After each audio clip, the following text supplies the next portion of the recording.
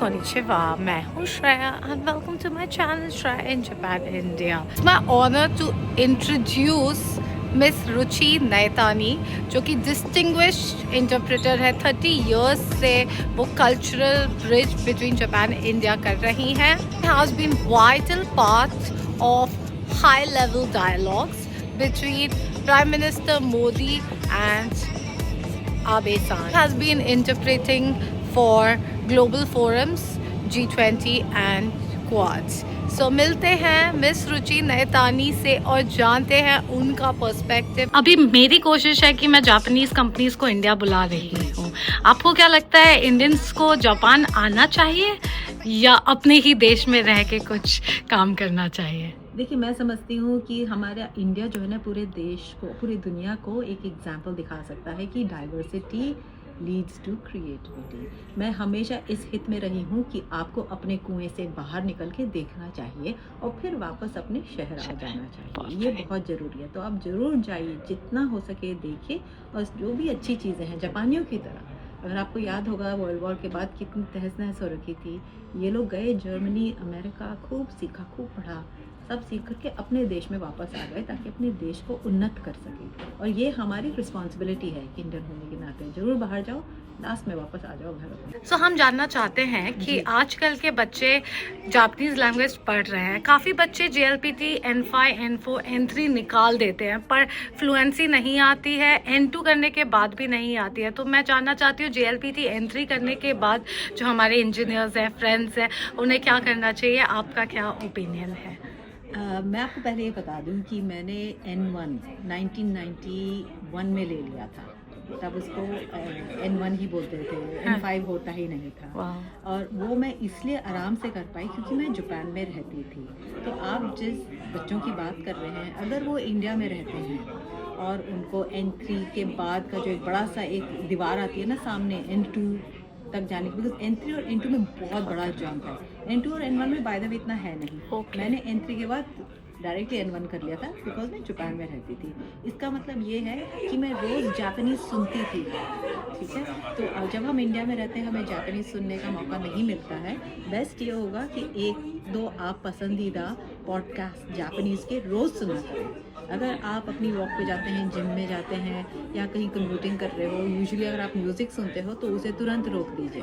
आप वो आधा घंटा रोज़ कोई भी Japanese, not comedy, Japanese news या कोई जर्नल टाइप का या कोई इंटरव्यू हो थोड़ा सा टेक्निकल, उसे ज़रूर सुने. फर्स्टली आपकी हियरिंग अच्छी होनी चाहिए, तब आप देखेंगे कैसा आपका एकदम लेवल अप होता है. वाह, thank you so much. I think Japan, India, आप दोनों जगह रह रहे हो और काफ़ी इंडिया में इंजीनियर्स हैं जो जापान आना चाहते हैं. ठीक है, तो आप जब पहली बार जापान में आए थे तो सबसे बड़ा कल्चर शॉक, हमें खाने का नहीं जानना है, उसके अलावा आपको कौन सा कल्चर शॉक सबसे मेजर लगा था? देखिए, जो मैं जापान में आई थी, मैं 20 साल की थी. अब आप ये कैलकुलेट कर लीजिए कितनी पुरानी बात है, बहुत पुरानी बात है. और मैं स्टूडेंट बन के आई थी और मेरी एकमात्र इच्छा थी, जब मैं 15 साल की थी मैंने डिसाइड किया कि मैंने जापानीज़ पढ़नी है. मेरी केवल एक इच्छा थी अपने जीवन में और वो था जापान जाना. तो चाहे कैसा भी शौक क्यों ना हो, मैं उसको अपनाने के लिए पूरी तैयार थी. ठीक है, शौक तो बहुत सारे होते हैं. ओनसेन चले जाओ, सारे कपड़े उतार के जाना पड़ता है, बड़ा गंदा लगता है. और सब कुछ एकदम लाइन में होता था. मतलब बाथरूम की स्लीपर और है, इसकी अलग है. बाथरूम की स्लीपर में बाहर चले गए, ये सारे. तो ये जो था, बट बहुत बड़ा डिफरेंस ये है कि मैं जापानीज़ सीख के आई थी और मैं जापान आना चाहती थी. और उस ज़माने में इंटरनेट कुछ नहीं होता था, तो जो सोर्सेज ऑफ इंफॉर्मेशन थे बहुत लिमिटेड थे. तो मेरे ख्याल में जो शौक़ था, हर एक चीज़ ही शौक़ था, बट वो हैप्पी शौक़ थे मेरे लिए क्योंकि मैं जानना चाहती थी. तो आई थिंक सबसे पहले अगर आपको शौक़ नहीं लेना है तो आप जापान के बारे में सीखिए, जानिए और कुछ चीज़ें रहने दीजिए ताकि आपको आके अच्छा सा शौक़ लगे. सबके अपने अपने शौक़ होते हैं. वाह, आपसे बातें करके ऐसा लग रहा है कि हम एक्चुअली में आपसे कनेक्ट कर सकते हैं. तो जितने भी यंग ऑडियंस हमें सुन रही है वो बिल्कुल ग्रैटिट्यूड में रहेगी और वो कनेक्ट करना चाहेगी. आप इतने साल से, इतना स्ट्रगल वाला आपका जर्नी रहा और फिर भी आप इस मुकाम पे आज पहुंची हैं. थैंक यू हमसे बातें करने के लिए और जुड़ने के लिए, और प्लीज़ हमें गाइड करने के लिए. शहर से हैं इंडिया में? मैं रहती गुड़गांव में हूँ और जापान में मैं कुल 15 साल रही थी। 5 साल कुमामोतो में थी और 10 साल टोक्यो में थी। लेकिन मेरी पैदाइश जो है देहरादून की है, मैं उत्तराखंड से हूँ। So thank you for watching till now. Miss Ruchi interpreter तो है ही है, पर साथ साथ में उनकी खुद की India Japan engineering bridge company है, जहाँ पे वो जॉब अपॉर्चुनिटीज़ प्रोवाइड करती है उन सभी इंजीनियर्स को जो जापानीज़ बोलते हैं जापानीज़ कंपनी में, सेम जस्ट लाइक मी। इसलिए मुझे उनका विज़न सुन के बहुत ही अच्छा लगा और बहुत ही मोटिवेशनल लगा, और मैं भी उनसे मिलने के बाद रोज़ 1 घंटा पॉडकास्ट सुनूंगी और अपनी जापानीज़ और बेटर करूँगी। तो डोंट गो एनीवेयर, बिकॉज अभी मैं आपको इंट्रोड्यूस करूँगी miss Watanabe, Japan India women association की सबसे सीनियर मेंबर, जो कि 90+ ईयर ओल्ड है, और कितनी स्टाइलिश और उनको वो क्या मैसेज देना चाहती है आपको। तो देखते रहिए, और फिर sayonara from my and. So we have Watanabe Sensei with us. She's 90 years old and very beautiful.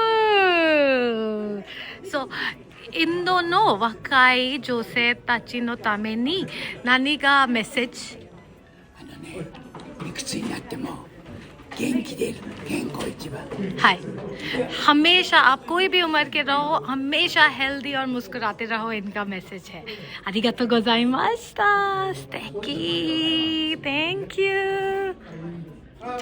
Thank you everyone for watching my video. So आज की मीटिंग थी जापान इंडिया वुमेन एसोसिएशन की तरफ से, और हम मानते हैं कि वुमेन एक एनवायरनमेंट में, स्पेसिफिकली ऑफिस स्पेस में एक डिफरेंट एनर्जी ला के आती है। तो हम सारे वुमेन्स को सपोर्ट करते हैं और अपॉर्चुनिटी प्रोवाइड करने की कोशिश करते हैं, और देखते हैं कि कैसे हम कंट्रीब्यूट कर सकते हैं। तो आई होप आपको वीडियो आज का अच्छा लगा हो। जुड़े रहिए, देखते रहिए। सायोनारा फॉर टुडे, बाय बाय।